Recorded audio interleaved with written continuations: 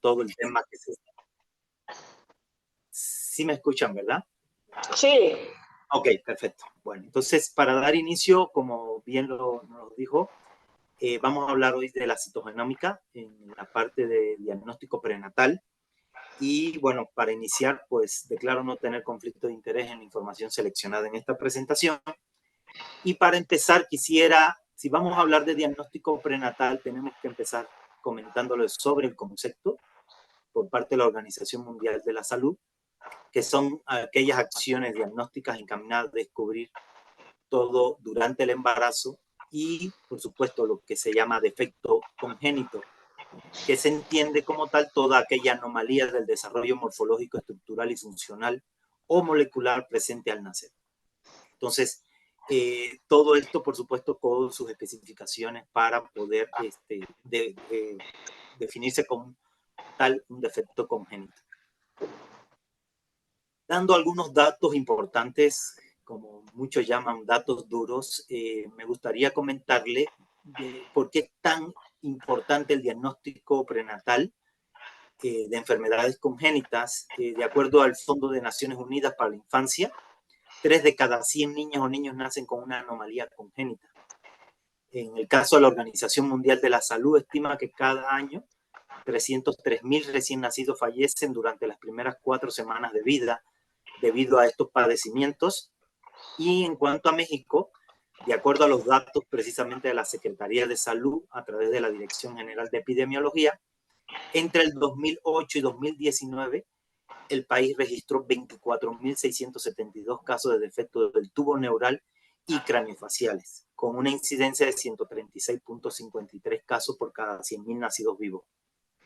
Entonces, estos datos, en conjunto con los registros, que al final son los registros más consistentes de la vigilancia epidemiológica de las anomalías congénitas, se presenta con respecto a los defectos del tubo neural y craniofaciales, como cuáles son las enfermedades en el cuadro que tienen a su izquierda, todos los defectos del tubo neural principales y, bueno, los defectos craniofaciales.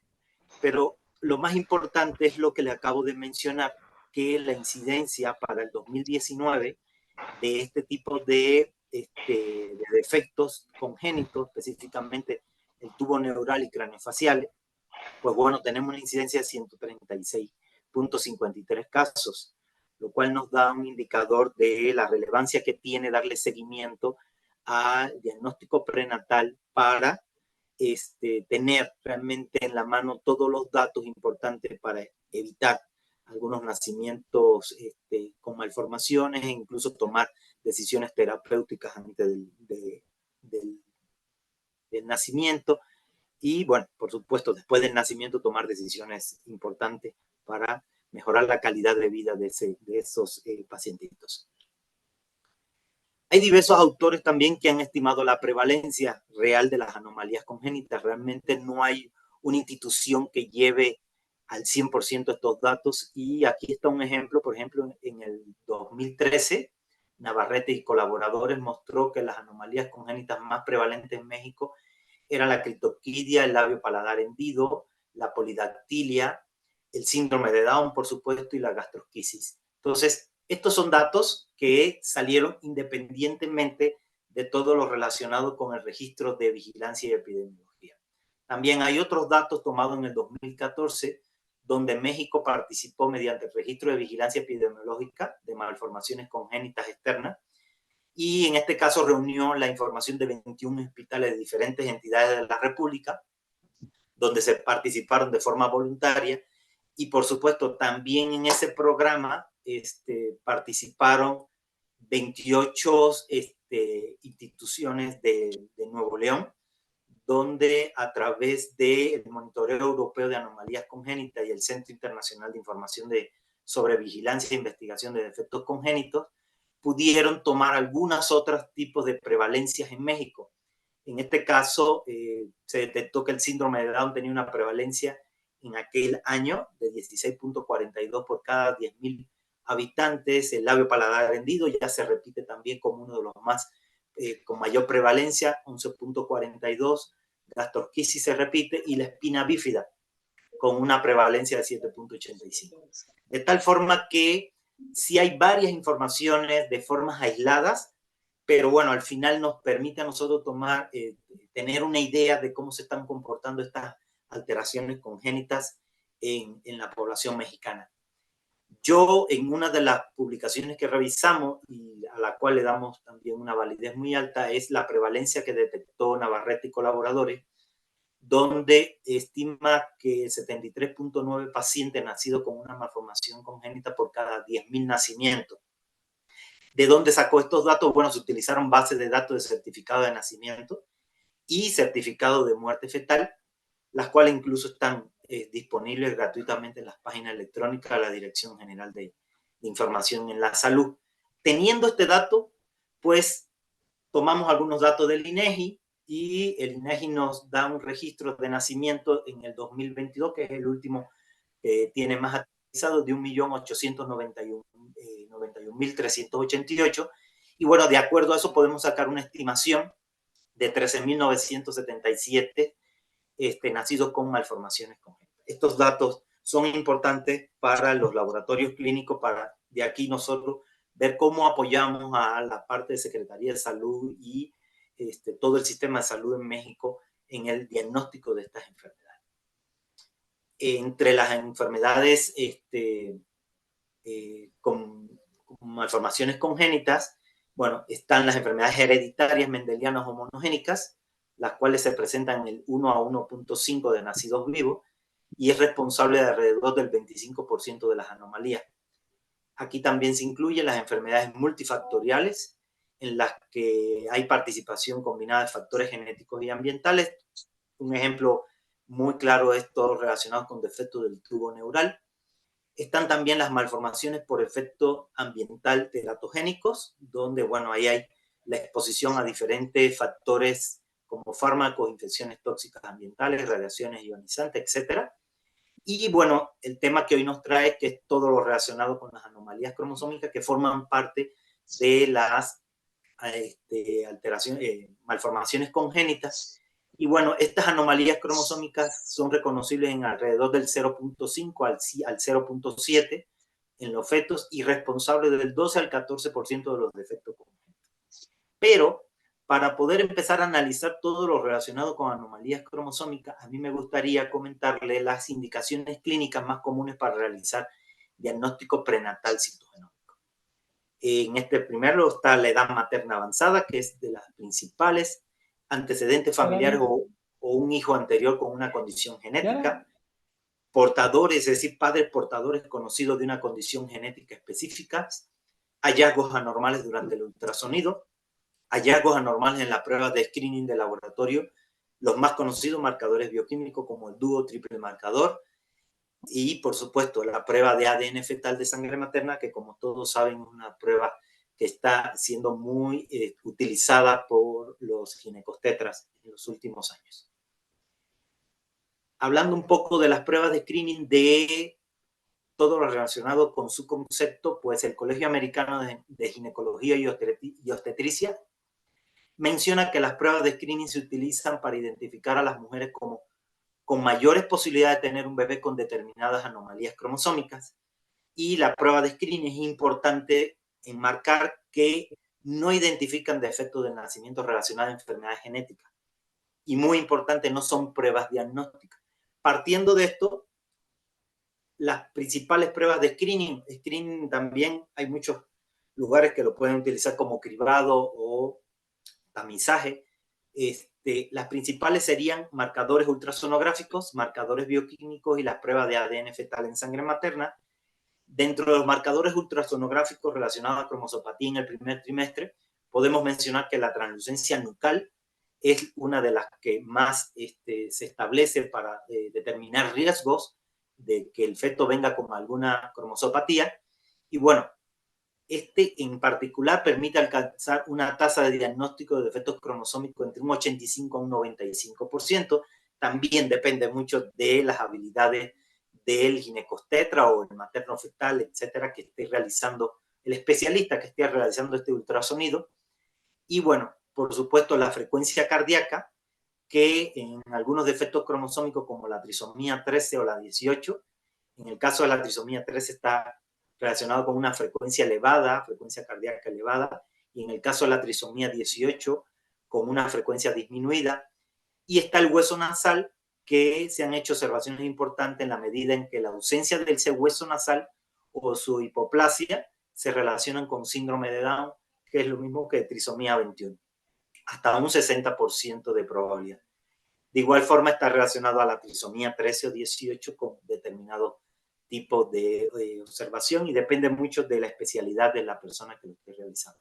Entonces, dentro de los marcadores bioquímicos, en los marcadores bioquímicos del primer trimestre, pues está la fracción beta libre de gonadotropina coriónica, que esta se encuentra elevada en la trisomía 21, está la proteína plasmática asociada al embarazo, que está disminuida en la trisomía 21, y con respecto a los marcadores bioquímicos en el segundo trimestre, está la alfa-fetoproteína, también la fracción beta libre de gonadotropina coriónica, el estriol no conjugado y la inhibina, que cada uno tienen factores en disminución o aumento, pueden dar indicios de un riesgo de padecer alguna de las anomalías cromosómicas.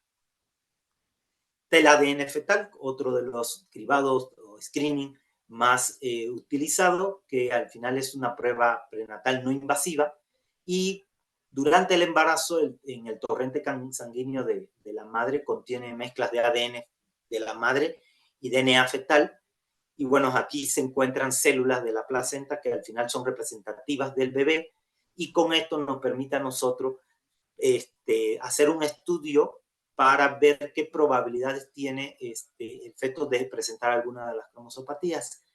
Este ADN fetal, en el caso, por ejemplo, de Carper-Moore, nosotros tenemos montado esta técnica para detectar, por supuesto, las 5 nucleotídeas más frecuentes a nivel mundial, y también para determinar el riesgo de algunas microdeleciones, como por ejemplo la lesión 22Q, que está relacionado con el síndrome de Dior, 5P relacionado al síndrome de Cri-du-Chat, síndrome de 1P36, que al final existen varias de estas pruebas en el mercado y todas tienen alguna sensibilidad mayores que otras, pueden estar entre un 95 a un 99% de sensibilidad para detectar estas anomalías, y depende mucho de la profundidad en la técnica de secuenciación que se utilice para detectar este tipo de anomalías cromosómicas. Y bueno, saliendo de estas pruebas de screening, pues entramos a las pruebas diagnósticas, las pruebas que nos permiten a nosotros de alguna forma confirmar todos los hallazgos en las pruebas de screening.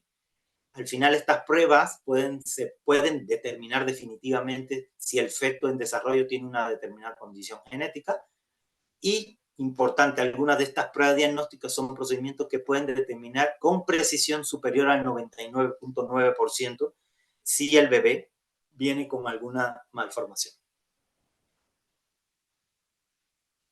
Ya tomando en cuenta toda esta información que les doy y también aterrizando el nombre de la presentación, pues definimos lo que es la citogenómica, que de acuerdo a Silva y colaboradores es el término general que engloba la citogenética convencional, la citogenética molecular, que ahí incluye la hibridación in situ con fluorescencia, el microarreglo y algunas técnicas de base molecular. Entonces, estas técnicas son pruebas que se van a utilizar para diagnóstico confirmatorio de todos los riesgos que se utilizaron en el screening, y que pueden ir de un menor a un mayor alcance para determinar determinados tipos de alteraciones cromosómicas. Las principales anomalías cromosómicas que se utilizan, pues las de lesiones, duplicaciones, inversiones, inserciones, translocaciones, y aquí damos un panorama de lo que es el diagnóstico, de las técnicas que se utilizan para el diagnóstico prenatal citogenómico. Empezamos por el cariotipo, que es una de las pruebas que lleva muchos años en el mercado y de las que más se utiliza actualmente para el diagnóstico prenatal, la hibridación in situ con fluorescencia, el microarreglo, y bueno, algunas pruebas moleculares como la secuenciación de Sanger, secuenciación de nueva generación y MLPA, que son utilizadas para el diagnóstico prenatal. ¿Qué se utiliza para utilizar? ¿Qué muestra se utiliza para utilizar el diagnóstico prenatal? Pues a través de la amniocentesis, que se realiza entre las 15 y 20 semanas de gestación, podemos obtener el líquido amniótico, y este líquido amniótico pues de preferencia se hace una toma de 15 a 20 mililitros, 2 jeringas. ¿Por qué 2 jeringas son representativas? Porque la primera jeringa del primer aspirado, con esto descartamos la captación de muestras representativas de la madre, es decir, puede ser con hematíes, donde probablemente en el primer aspirado sí vengan este tipo de muestras, y en un segundo aspirado ya más limpios, con menos riesgo de que venga muestra contaminada de sangre materna, pues sería lo ideal para empezar a tener las muestras representativas para el diagnóstico prenatal. ¿Cómo se deben transportar? Temperatura ambiente, en lo general tienen una estabilidad de 72 horas. Y bueno, esto siempre es importante que venga con indicación clínica, donde se informe las semanas de gestación de la paciente, si ha tenido algunas pérdidas gestacionales la paciente. Y bueno, toda esta información los citogenetistas la tomamos y la valoramos mucho a la hora del diagnóstico prenatal. Otra de las muestras importantes es la biopsia de vellosidades coriales, la cual se toma entre la semana 11 y 3. Al final, esta biopsia se toma en condiciones especiales, en este caso en solución salina, con una representación del 10% de antibiótico para la cantidad de muestras que se toma. Pueden ser mayor a 5 miligramos o 0.2 mililitros, y con esto nosotros tendríamos suficiente material para realizar el diagnóstico.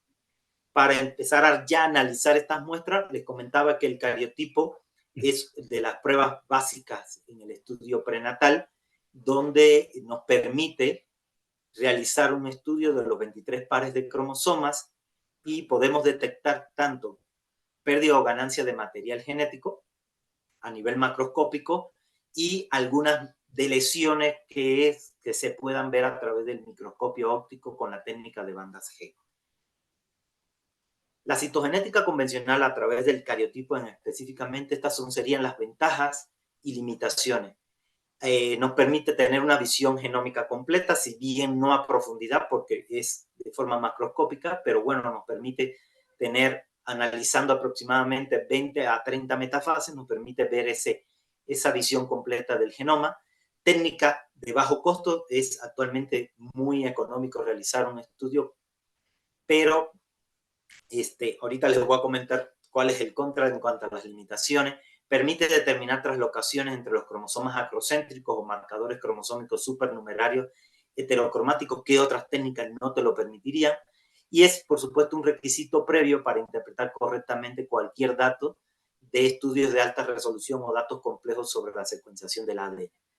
¿Qué limitaciones importantes tiene esto? Que depende mucho del laboratorio que lo haga, las técnicas tan finas, estandarizadas que tenga para lograr una resolución de aproximadamente 5 a 8 megabases que nos permite detectar las alteraciones numéricas y algunas estructurales. Y en cuanto el cultivo en células requiere de mucho tiempo, realmente estamos hablando de 15 a 20 días para obtener el suficiente material, es decir, metafase para el diagnóstico. Y lo más importante de las limitaciones es que se requiere personal capacitado. Y aquí hago un llamado a muchos de los químicos, biólogos, la importancia de seguir creciendo en el número de citogenetistas en el país, porque se requiere personal capacitado para llegar a hacer este tipo de diagnóstico citogenético. Y bueno, al final está limitado al estudio de metafases, no puede estudiar células en interfase o a nivel molecular porque no tiene ese alcance la citogenética convencional.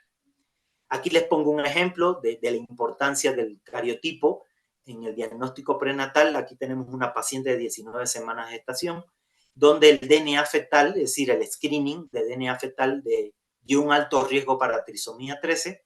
Recibimos la muestra de líquido amniótico una vez que se le sugirió y se le dio una asesoría genética con respecto al riesgo que tenía la paciente, y se confirmó a través de un cariotipo que efectivamente teníamos una trisomía 13 en el feto.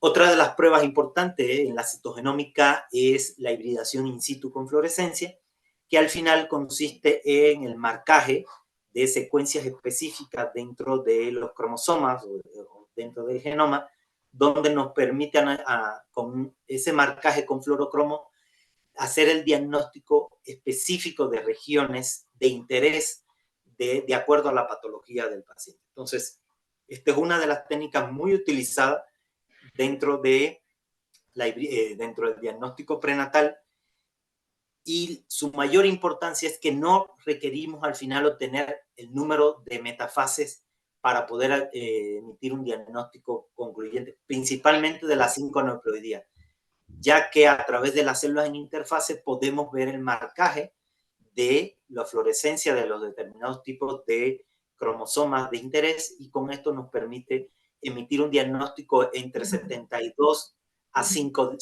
horas a 5 días aproximadamente. Podemos realizar este estudio. ¿Sí? Diga.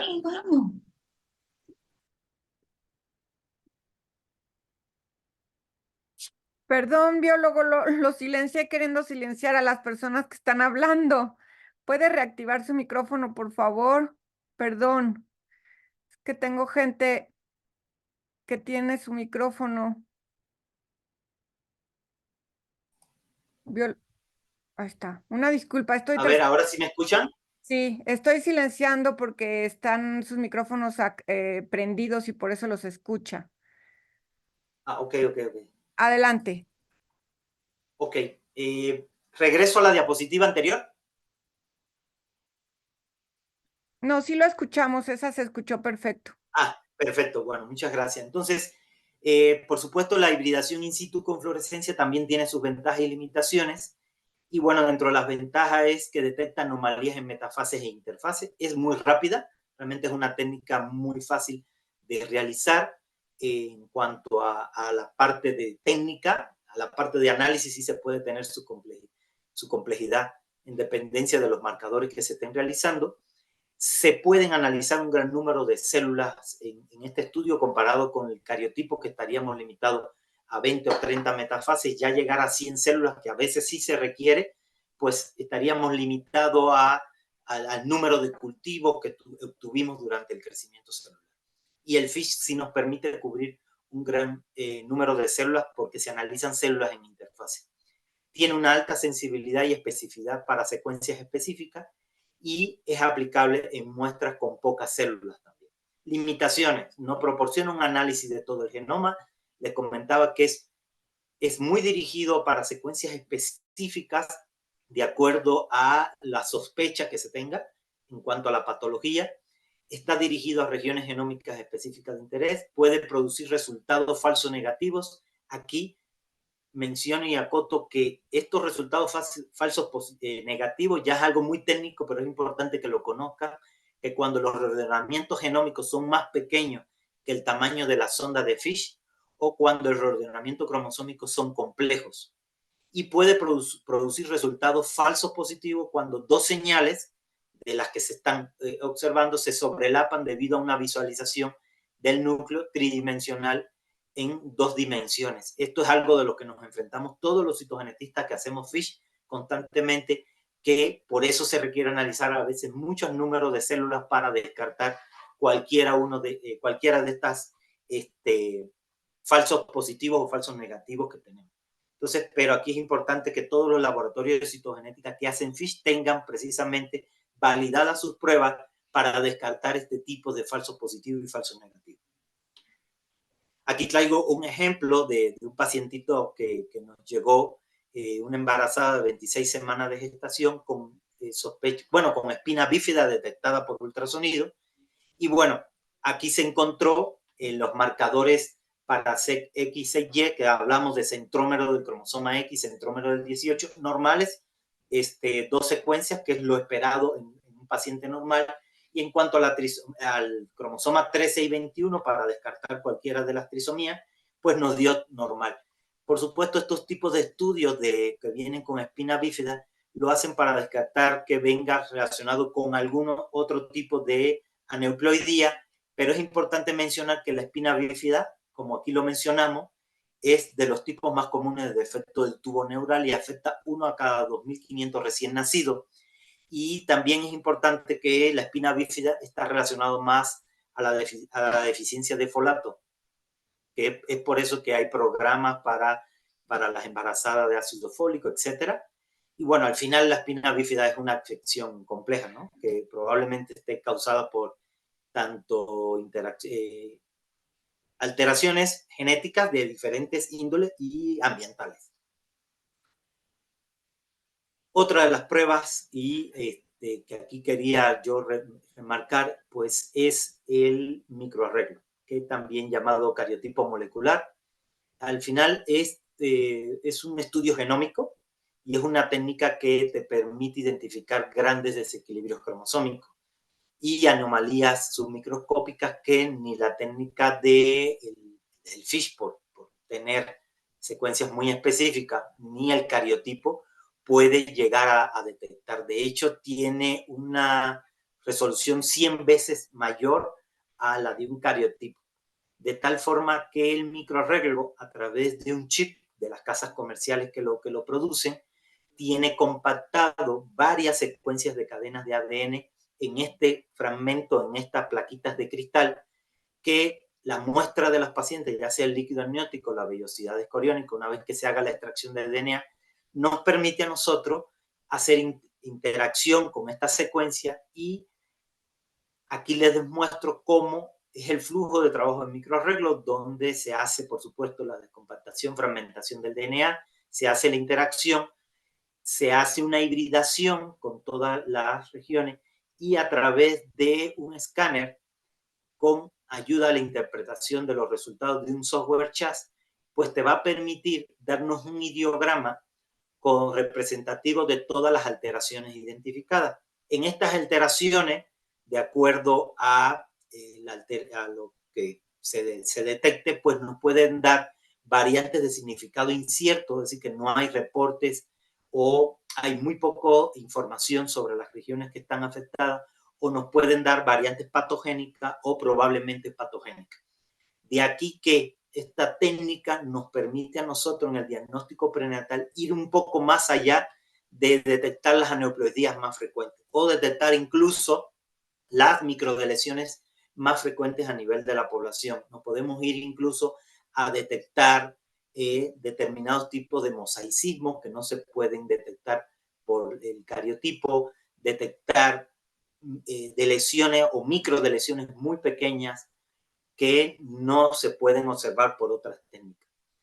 Entonces, de acuerdo a este alcance que tiene el microarreglo, desde el 2009 la Asociación Estadounidense de Obstetricia y Ginecología, la Asociación Canadiense de Obstetricia y Ginecología, la Asociación Europea de Citogenética, incluso la de China, han publicado las pautas que recomiendan la tecnología del microarreglo como el método de detección de diagnóstico prenatal de primera línea después de detectar malformaciones estructurales fetales por ultrasonido.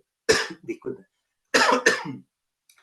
De tal forma que algunos laboratorios a nivel nacional ya lo tenemos implementados, y hay una plataforma específica que se llama Cytoscan Optima, que dentro de sus alcances tiene una cobertura en el genoma, teniendo 315.608 caracteres que cubren 18.018 números de copias, CNVs, disculpen, y 148.400 polimorfismos de un solo nucleótido.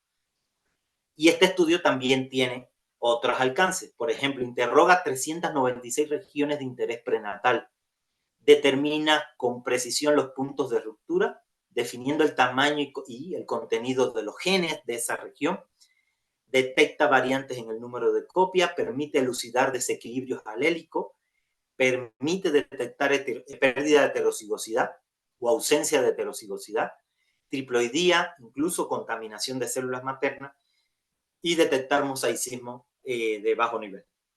Atendiendo a esto, pues nosotros hacemos recomendaciones muy amplias de que si bien es importante hacer el cariotipo, el microarreglo pues sería la prueba diagnóstica más recomendada para la parte de diagnóstico prenatal con respecto a pérdida y ganancia de material genético, y por supuesto a la detección muy rápida, en muy pocos días también, de algunas aneuploidías. Por supuesto, tiene sus ventajas y sus limitaciones. En cuanto a las ventajas, bueno, un incremento en la tasa de diagnóstico de un 25 a un 30% en comparación con las técnicas de microscopía, que es el cariotipo y el FISH. Reduce los tiempos de entrega, alto poder de resolución y reproducibilidad. No se requiere de cultivo celular, como en el caso del cariotipo, que necesitamos realizar. Esto es, llega a la muestra, se hace extracción de DNA y podemos tener un resultado en muy pocos días. Detección de polimorfismo solo nucleótido y variantes en el número de copias. En las limitaciones no detecta alteraciones cromosómicas balanceadas, que por eso podría ser importante, como en nuestro caso, que nosotros ofrecemos el microarreglo con el cariotipo, precisamente para detectar este tipo de alteraciones balanceadas, que si bien a lo mejor no puede tener una repercusión fenotípica en el paciente, pero incluso para un diagnóstico prenatal de seguimiento en el futuro, cuando llegue a edad reproductiva, ese paciente sí puede ser importante darle el dato de que presenta ese paciente alguna alteración cromosómica balanceada. No detecta poliploidías de alta magnitud. Las regiones heterocromáticas no están cubiertas. No detecta mosaicismo de muy, muy bajo nivel y altos costos de equipos y consumibles, que es lo más importante. Y aquí traigo una analogía en cuanto a la diferencia del cariotipo y microarreglo. Esta analogía lo hicimos utilizando el Google Earth, donde sabemos que hay lentes especiales donde desde el espacio nos pueden observar, se puede tener un alcance en determinada parte de las tierras, y por ejemplo el cariotipo tiene un alcance limitado para determinadas regiones, así lo vemos en Google Earth. Y si vamos a hacer una comparación con el microarreglo, pues el microarreglo no solamente llega al barrio, sino también que logra introducirse a un espacio más detallado dentro del genoma. Y bueno, aquí te ponemos un ejemplo de una paciente de 33 años con un producto de aborto de 8.6 semanas de gestación. Y entre información clínica, bueno, era su tercer aborto espontáneo en estudio. Cuando realizamos el microarreglo, pues detectamos que teníamos una trisomía 16 en mosaico. Esto nos llamó la atención porque no era la trisomía 16 del cromosoma 16 completo, sino que eran regiones. Y bueno, se hizo una solicitud de que realizar estudios de cariotipo a los padres. Cuando se hizo el estudio de cariotipo al papá, se detectó un cariotipo normal, pero cuando realizamos el estudio de cariotipo a la mamá, pues detectamos una traslocación entre el cromosoma 6, el brazo P del cromosoma 6 y el brazo largo del cromosoma 16, lo que nos está indicando que esto responde a los abortos espontáneos consecutivos que ha tenido esta paciente y por supuesto responde al resultado del microarreglo que obtuvimos. Entonces es parte de lo que se puede ofrecer durante el diagnóstico prenatal. Además de todas las técnicas que le comentaba a nivel de cariotipo, phishing y microarreglo, pues está el diagnóstico genético prenatal de enfermedades monogénicas, la cual también juegan un papel importante y hay un buen número de pacientes que tienen este tipo de alteraciones y al final son un conjunto de técnicas moleculares dirigidas a caracterizar una posible enfermedad monogénica. Y bueno, las diferentes metodologías, porque hay varias metodologías para detectar este tipo de alteraciones, van dirigidas a detectar variantes genéticas previamente caracterizadas por lo general con una asesoría genética a la familia. Dentro del diagnóstico prenatal de enfermedades monogénicas se ofrecen en los siguientes casos: las parejas con un alto riesgo de transmitir una enfermedad monogénica al feto, que previamente fue caracterizado, la alteración genética, y se tiene bien definidas las causas. Tenemos parejas en riesgo de transmitir al feto alteraciones genéticas no identificadas, causantes de esa enfermedad monogénica, pero sí identificado el haplotipo de riesgo asociado a su desarrollo. Hijo previo diagnosticado de una enfermedad monogénica causado por una variante patogénica de novo, y por supuesto en la que existe el riesgo de un mosaicismo germinal, y presencia de hallazgos de ultrasonido en el feto sugestivos de una enfermedad monogénica. Aquí le pongo algunas propuestas de acuerdo a esta publicación del 2023, propuestas de algoritmo diagnóstico en función de las indicaciones del estudio genómico, donde se tiene sospecha de una enfermedad monogénica en el feto por hallazgos de ultrasonido.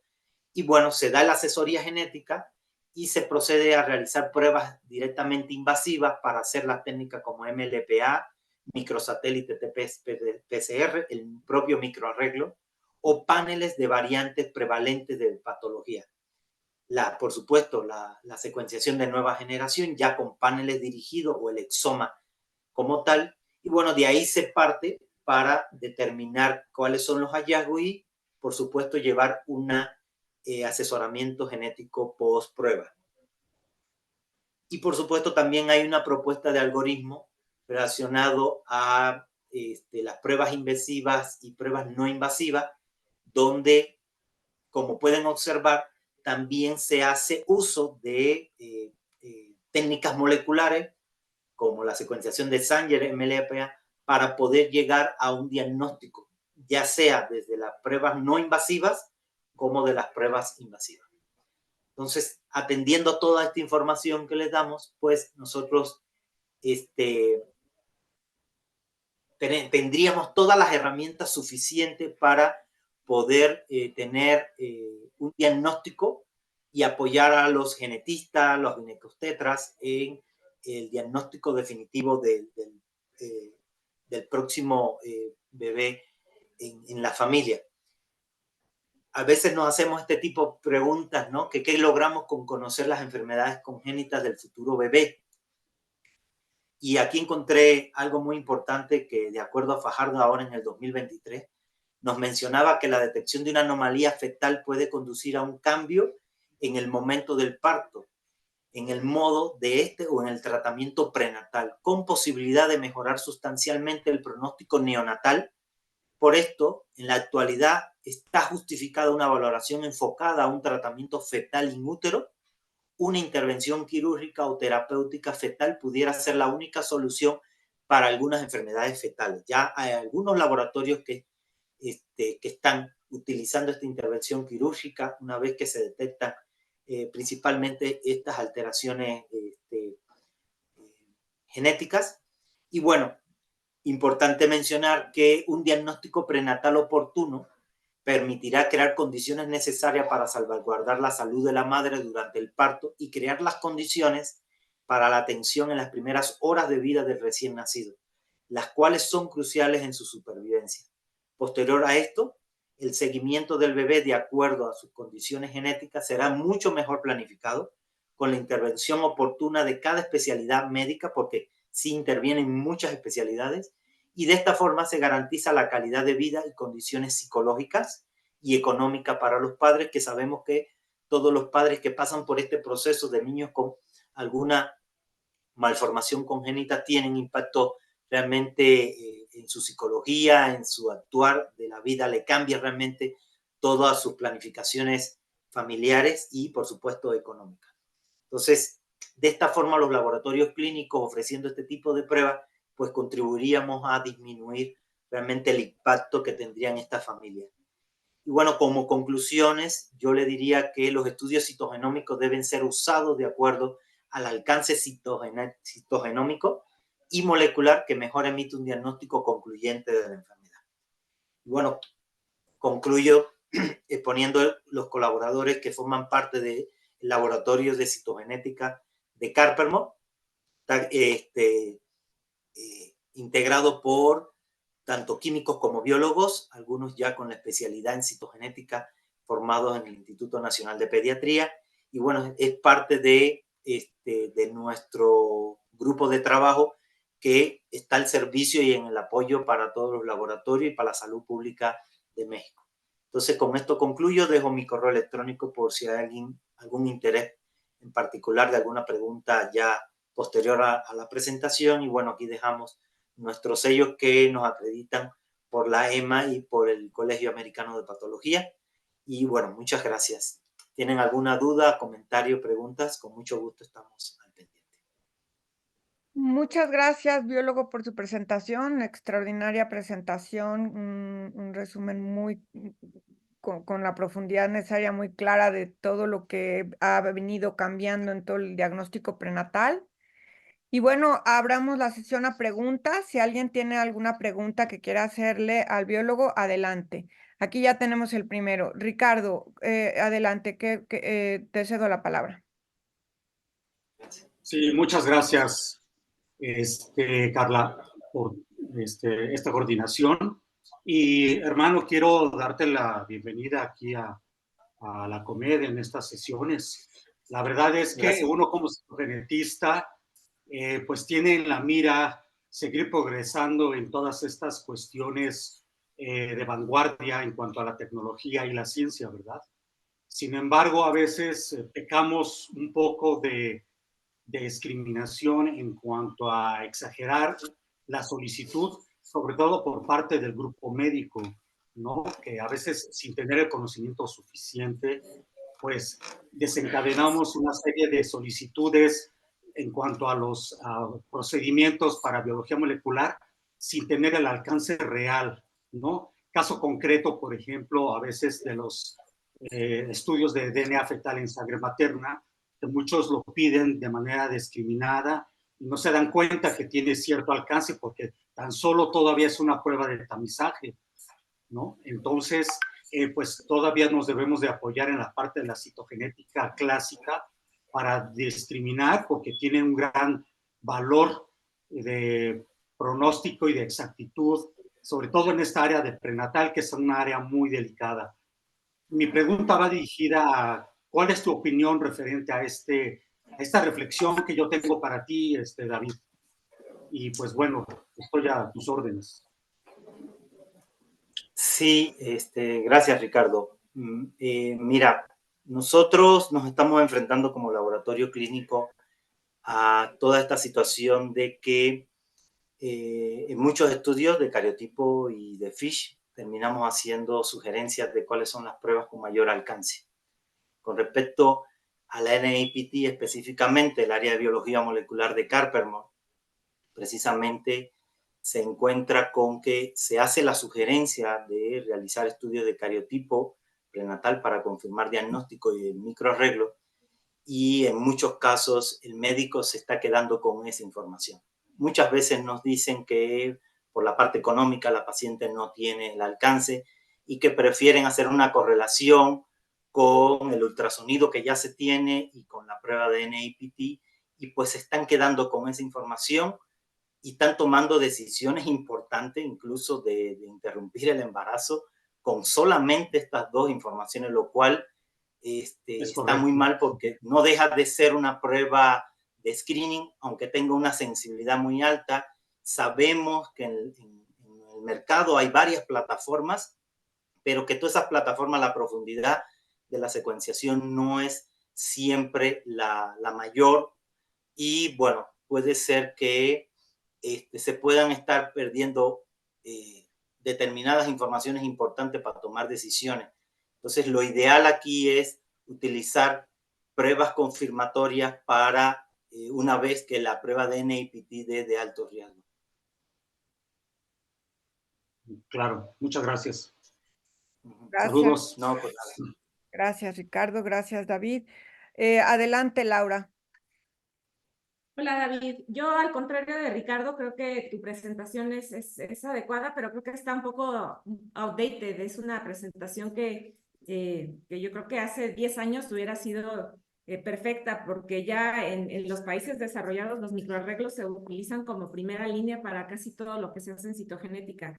Me parece muy bueno e interesante y genial que ustedes, como uno de los laboratorios más grandes, ya estén proporcionando estos servicios, porque es necesario que nos movamos a las tecnologías que son mucho más sensibles y mucho más específicas, o sea, que eso sirve para detectar más cosas más rápido y que le pueden dar una respuesta al paciente de forma más inmediata. Mi pregunta es, ¿tú crees que este microarreglo nada más sirve para prenatal? ¿No consideras que podría ser un microarreglo que por la facilidad que tienen nos pueda servir para no solamente detectar trisomías y cosas a nivel prenatal, sino que en casos donde el cariotipo no nos está dando mucha información, podamos utilizarlo por ser de los más económicos que existen para esta plataforma en particular? Sí, el Cytoscan Optima, que es la plataforma específicamente que tenemos para la parte de prenatal, nosotros lo ofrecemos tanto para líquido amniótico, vellosidades coriónicas e incluso para producto de aborto. En el caso del líquido amniótico y No, pero las eso es vellosidades. prenatal. Me refiero Sí, a que tú tengas un individuo, un niño ya de cierta edad que le hagan cariotipo y no. por supuesto, doctora. Mire, nosotros tenemos también la plataforma con el Cytoscan HD. Lo tenemos específicamente ofreciendo para todos los nacidos vivos con malformaciones congénitas, incluso con espectro autista. Por supuesto que esta tiene un alcance mucho mayor que el Cytoscan Optima, donde cubre mayor cantidad de genes, cubre mayor cantidad de regiones a nivel del genoma, y esto nos permite a nosotros poder detectar ya pérdida de heterocigosidad, pérdidas y ganancias de material genético con una mayor resolución que el Cytoscan Optima. Pero sí disponemos, incluso el HD lo tenemos para microarreglo hematológico, incluso tenemos uno ya disponible para todo lo que es tumores sólidos, que es el OncoScan. Bien. Y lo del NIPT, Ricardo, creo que también estamos muy atrasados. En California ya se le ofrece a todas las mujeres, no solamente a las mujeres que son de edad avanzada, sino que es una prueba que ya se ofrece como screening por ser mucho más sensible. Creo que siempre tenemos que tratar de ofrecerle al paciente lo mejor.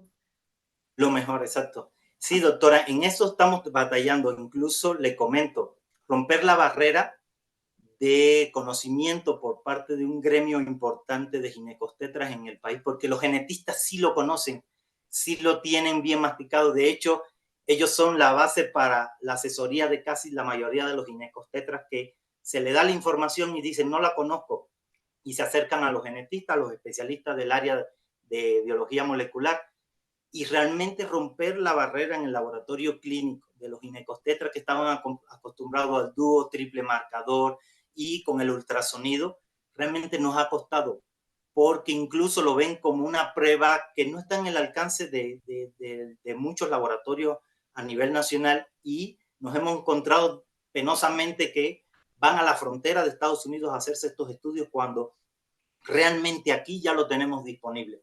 Por supuesto, de acuerdo a las casas comerciales que te venden los reactivos un poco más caros, no podemos tener quizás el precio que lo puede estar ofreciendo Europa o lo puede estar ofreciendo Estados Unidos.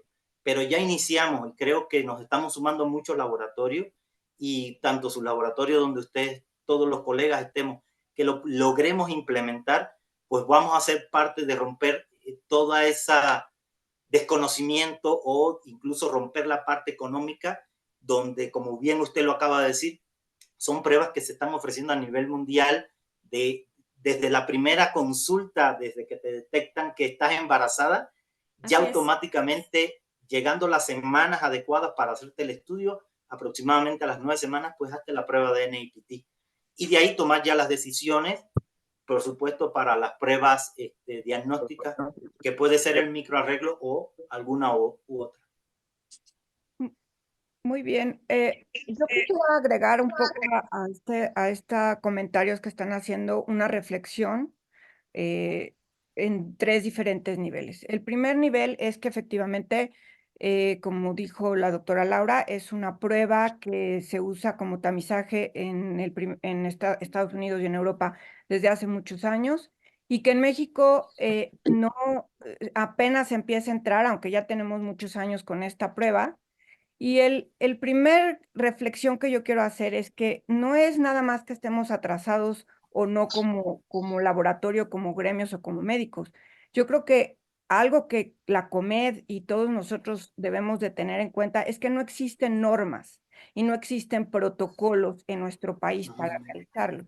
Entonces, en el caso de que, por ejemplo, esté esa norma que tiene, porque hay algunas normas para prenatal como para dúo, no están incorporadas estas nuevos screenings, de tal manera que no tiene el médico para poder decir, ok, está saliendo alterado este screening, es obligatorio hacer una prueba confirmatoria antes, por ejemplo, de interrumpir un embarazo, ¿no? Que esa es la parte que yo veo como más delicada en la conversación que se ha tenido, en donde no recurrimos a las pruebas que confirman y que estén tomando decisiones. ¿Ahí está Laura?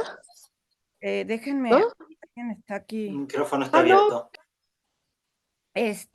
Que no tengamos normalizado, y yo creo que siempre esa normalización viene de la misma presión que podemos hacer grupos como los nuestros, en donde ya tenemos la posibilidad de decir, o sea, oigan, tenemos conocimiento de esto y necesitamos normalizarlo.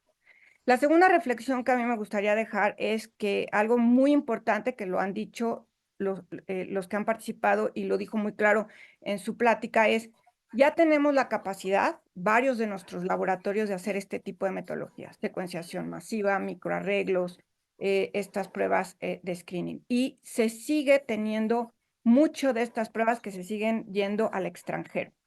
Es decir, algo que yo dejo en la mesa como Comed es que cada vez que tenemos una plática, encontramos grupos de trabajo que están realizando las mismas pruebas que ni siquiera lo sabíamos hasta que estamos teniendo estas pláticas, ni siquiera tenemos las redes de apoyo, y sabemos que la competencia principal que tenemos en el mercado son pruebas que los mismos ginecólogos mandan directamente al extranjero sin pasar por un laboratorio.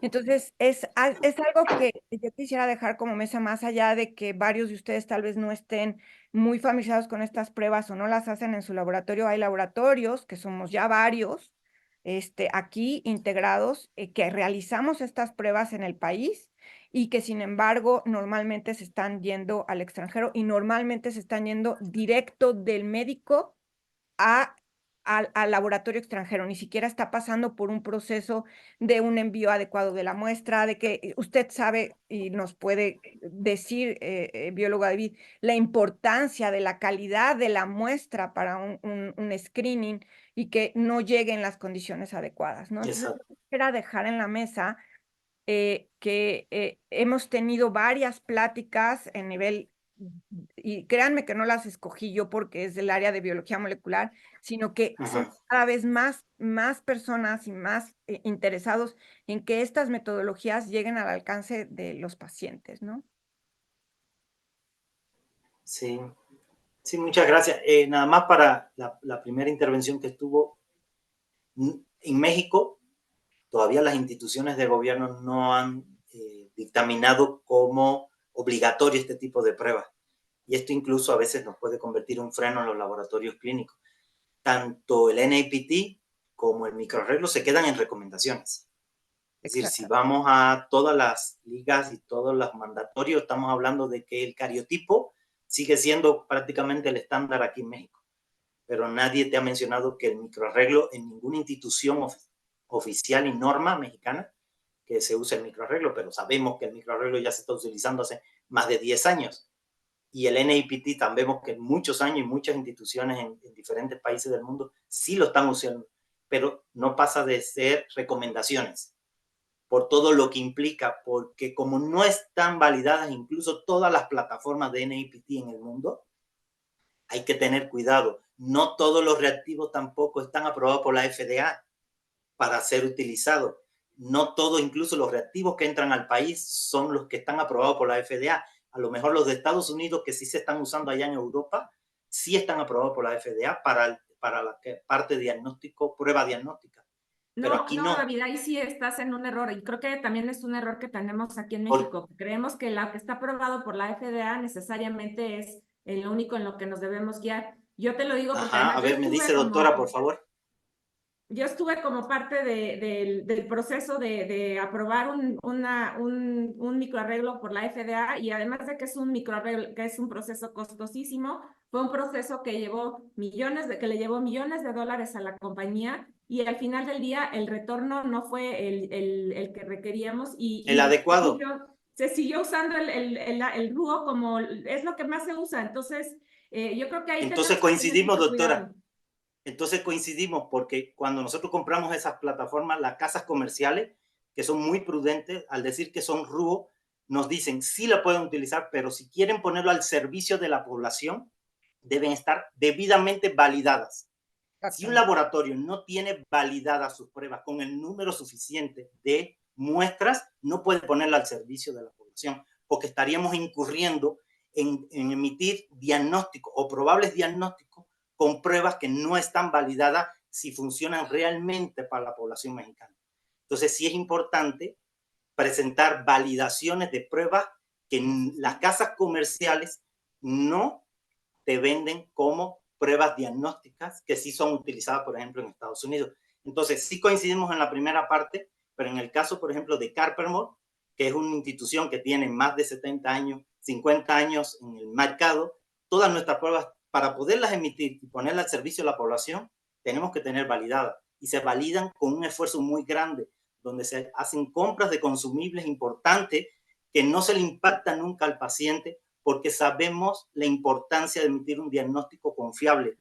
Y para eso, toda prueba que no venga aprobada por la FDA, que no venga aprobada por la Comunidad Europea, se debe hacer una validación, y en ese término trabajamos nosotros. Entonces, esa es la parte que sí me gustaría que quede claro, la importancia de que, y diferencia que tenemos incluso con las pruebas que están en el mercado internacional. Y es un poco lo que comentamos, ¿no? Es la falta de la normatividad a todos los niveles. No solamente es en el algoritmo que el médico va a seguir, sino en los reactivos o en las validaciones que los laboratorios tienen que hacer. Existen las normas, pero están con un gap, no vienen incluidas ninguna de estas metodologías nuevas, como usted bien lo comentó. Me estaba yo acordando, hace 10 años nos invitaron a participar para utilizar el biomarcador de forma screening a nivel público y, y estábamos validando este uso cuando ya teníamos estas pruebas no invasivas moleculares en el mercado. Es decir, llevamos un atraso de entre 10 a 20 años en el país para el uso de estas pruebas. Y entonces ese es un problema. Pero yo creo que como consejo de laboratorios podemos impactar, ¿no? en esa toma de decisiones para generar esas normas. O sea, es algo que nos tocaría a nosotros hacer y decir, miren, aquí en México ya estamos haciendo estas pruebas y no somos uno o dos, somos varios laboratorios que pertenecemos a este consejo, ¿no? Creo que Ricardo volvió a alzar la mano. Sí, efectivamente, Carla, mi pregunta, ¿cómo desaté todo esto? Porque lo hice a propósito. Precisamente quería ver cómo estábamos en el estatus en cuanto a laboratorios en México, ¿no? Digo, esta quizá sea una muestra representativa en la COMED de cómo estamos en los laboratorios, y efectivamente me doy cuenta que todos tenemos ideas diferentes o desinformación todavía al respecto de cómo se están manejando estas pruebas. En ningún momento dado yo quise desmeritar el uso de las pruebas moleculares, y mucho menos de las que se están llevando a cabo en otros países, en absoluto, ¿no? Simplemente yo creo que todo es un esfuerzo, por principio de cuentas, multidisciplinario, o sea, es un esfuerzo desde los médicos que toman las muestras, los materno-fetal, ¿no? Hasta el paciente mismo, y por otro lado, pues el esfuerzo técnico que debe de ser, pues obviamente complementario, es decir, desde los estudios bioquímicos, como el NIPT, pasando por la citogenética, si es que el médico lo autoriza efectivamente, y si no, se va derecho hasta la parte prenatal molecular, ¿no? Como lo están haciendo en la mayoría. Es verdad lo que dice Laura, ¿no? En Estados Unidos, Canadá, Europa, ya se están yendo directamente a hacer estudios ya moleculares, ¿no? Sin pasar por la citogenética. En dado caso pasan la citogenética cuando ya en casos muy especiales se aprueba, pero mientras no. Y nosotros vamos para allá y qué bueno, ¿verdad? Pero todavía se siguen apoyando estas técnicas moleculares en la parte de la citogenética clásica, ¿no? Entonces, con esto cierro mi comentario y bueno, pues significa que todavía estamos avanzando y pues nos falta mucho que congregar y que unificar, ¿no? En cuanto a los criterios que estamos exponiendo aquí en la mesa. Muchas gracias. Muy bien. Y bueno, yo le tengo una pregunta. Sé que el tema central era en el diagnóstico prenatal y que hay muchas de estas mismas metodologías que se utilizan para un diagnóstico postnatal, como como comentaba Laura, si este microarreglo se pudiera utilizar ya en los pacientes. ¿Qué me puede decir usted de, no tengo como mucha experiencia técnica, ya han empezado a ofrecerse el estudio del mapeo genómico óptico, mapeo óptico genómico, y me ha llamado la atención porque sí sé más o menos que tiene la función de poder utilizarse cuando hay translocaciones balanceadas. Pero, ¿qué ventaja ofrece este contra las metodologías que ya nos mostró? Y qué buena pregunta, porque para nosotros los citogenetistas es casi el final de estar atrás de un microscopio, porque se está calculando de acuerdo a todos los estudios que se están reportando desde hace aproximadamente 4 años, que han sido los que mayor impacto han tenido, como el estudio, el Optical Genomics, como el estudio que va a cubrir todo lo que el cariotipo, el FISH y el microarreglo, en sus 3 alcances, en un solo estudio lo va a poder determinar. Su mayor valor es que va a poder determinar las alteraciones balanceadas. Ese es como que su plus más grande que está dando. Pero, además de eso, va a tener la posibilidad de llegar a un nivel genómico muy similar o un poco más allá el que tiene el microarreglo, y por supuesto va a cubrir todo el genoma, porque eso es lo que prácticamente estamos hoy ofreciendo con el microarreglo y el cariotipo, ¿no? Hago el microarreglo para detectar las alteraciones, las microdelecciones, etcétera, pero necesito de ese cariotipo para determinar el reordenamiento balanceado, que no se me puede escapar porque también es parte de lo que se debe brindar al paciente. De tal forma que el Optical Genomics es una prueba que en los próximos 2 años a 3 años puede ser la prueba estándar de oro para muchas enfermedades a nivel constitucional y hematológico. Y este mapeo, es una combinación entre lo que es el cariotipo y un análisis más, o sea, como dicen, no citogenetistas, sino a nivel ya directo en un software. Sí, sí, la verdad el alcance que tiene es que si bien va a detectar las alteraciones balanceadas, te va a permitir a nivel de una secuencia muy específica cuáles son los genes que están en esa región. A lo mejor no va a nivel del gen específico que está dañado, pero las regiones que están, los genes que están involucrados en esa región, y con esto tomar incluso decisiones de terapéutica, porque se va a poder correlacionar con la clínica del paciente y de ahí partir. Si no hay un hallazgo, pues bueno, la prueba que va sí o sí tendría que realizarse es la parte de secuenciación para poder detectar si hay mutaciones, ¿no? Pero en la parte de pérdida o ganancia, es decir, todas las variantes del número de copias, ya sean producto a una translocación balanceada o producto a una inserción de lesiones, translocaciones, van a poderse determinar por esta técnica. Podríamos decir que sabemos que en costo todavía estaríamos muy lejos a competir a poder colocar este mapeo óptico, pero desde el punto de vista técnico, ¿dejaríamos totalmente afuera ya el cariotipo? Yo creo que sí lo llegaríamos a dejar. Sí, es un hecho de que una vez que el costo de esta prueba está al alcance de muchos más especialistas que lo requieran, pues yo creo que sería prácticamente el fin del cariotipo, aunque todavía, gracias a que hay muchos laboratorios que ya tienen la plataforma y están publicando, pues por ahí algunas partes de la parte de heterocigosidad, la parte de algunos polimorfismos, lo pueda lograr detectar también, que sería ya el boom para realmente darle el visto bueno al 100% a la prueba. Está hoy en investigación.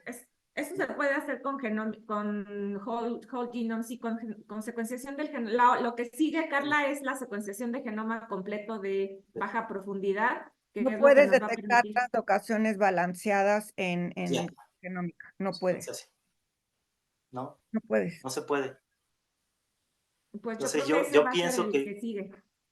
Y lo que tiene, el problema del genome mapping, y ya viene otra plataforma muy parecida a la de Bionano, que está mucho más económica. El problema que tiene ese protocolo es que técnicamente es bastante complejo. Sí, muy elaborado, ¿no? Ujú. Pero ya lo están pidiendo algunos genetistas, es decir, algo Sí, como laboratorio que tenemos que Sí, hacer es que son metodologías que están llegando, que pueden quedarse sí, poco, mucho claro. tiempo si son sustituidas im- por otras más claro. económicas o más viables, pero que ya es algo que el mismo médico está solicitando, ¿no? Y que Im- te resuelve problemas que hasta ahorita las otras técnicas no resuelven. Que se vayan a sustituir, que se vaya a quedar, que llegue una nueva, ya vimos que esto cada año tenemos algo Cada nuevo, año. ¿no? Sí. Importante, tanto para el microarreglo como para el optical genomics, es importante comentar, se necesita confirmar a través de otras pruebas, ¿sí? Si detectamos una pérdida o ganancia, lo ideal es buscar las ondas de Fish para confirmarlo o mandar a hacer las secuencias específicas para confirmarlo. Ese es lo ideal. O tener una correlación muy clara con las manifestaciones clínicas para darlo por hecho. Hoy por hoy ningún médico genetista puede tomar decisiones absolutas con la información que dé el optical genomics. El optical genomics, cualquier información que te brinde, tiene que ser confirmada por cualquiera de las pruebas ya hoy conocidas y que están bien estandarizadas. Ay, doctor, Así pues es. Porque forma parte de la investigación. tenemos que concluir, pero el problema es ese. ¿Los médicos lo saben?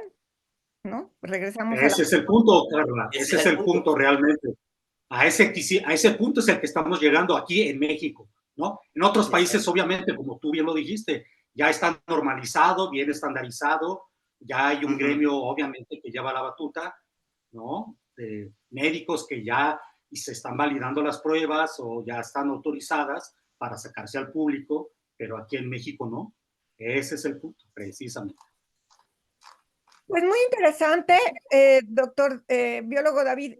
mm, Abrió un canal interesantísimo, un tema que nos trae más allá de esta parte prenatal, lo podemos ver involucrado en muchas otras pruebas en donde ya tenemos en el país laboratorios que lo pueden realizar, que no es uno, son varios y que estamos en este grupo y pues yo agradezco muchísimo su participación y espero que haya sido el agrado de todos. Sí, muchas gracias a ustedes por la oportunidad y bueno, gracias a todos los colegas que forman parte de la discusión. Y estamos abiertos a seguir incrementando la discusión de esto y aportando, ¿no? Nuestras experiencias, nuestras validaciones, todo lo que está puesto, porque al final estamos trabajando para la población mexicana, que realmente el sistema de salud no abarca para dar todo lo que se requiere y para eso estamos nuestros laboratorios con todo el personal capacitado, con toda la infraestructura para poder apoyarlos en el diagnóstico. Muchas gracias. Pues gracias a todos. Veo a muchos de ustedes que nos han acompañado en todas las pláticas, se los agradecemos muchísimo. Hubo más quórum el día de hoy, estamos tratando de traer temas de diferentes áreas, no concentrarnos solo en un tema. Y bueno, pues les agradezco mucho y un excelente día y les seguiremos informando de las próximas pláticas. Muchas gracias. Gracias. Hasta Hasta luego. luego. Hasta luego.